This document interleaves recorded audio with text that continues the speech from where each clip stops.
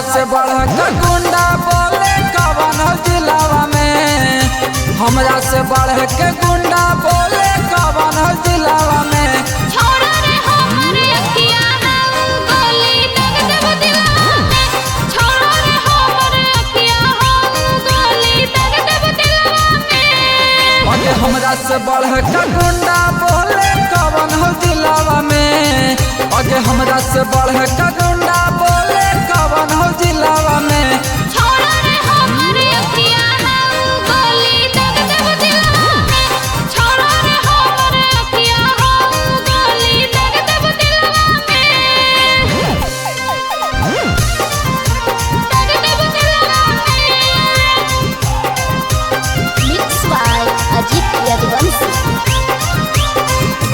छोड़ा रे हमरे अखिया हम गोली दाग देब दिलवा में,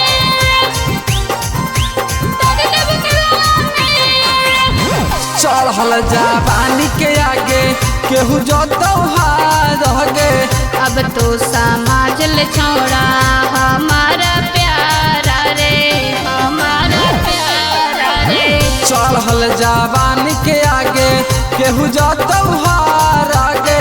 अब तो समाज ले छोड़ा हमारा प्यारा रे। तोरा आगे बनी हम गलिया कमल फुलवा गे, तोरा आगे बनी हम गलिया कमल फुलवा गे।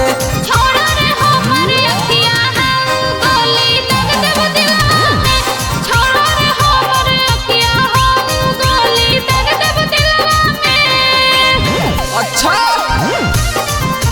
दाग देब दिलवा में।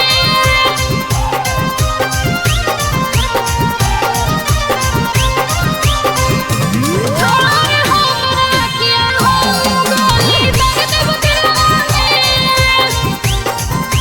दाग देब दिलवा में। तोरा से कौन छौड़ा करतौ बदमाशी गे।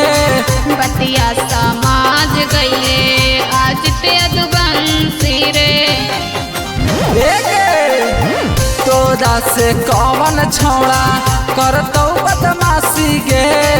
बतिया समाज गईले आज ते अदबंसी रे।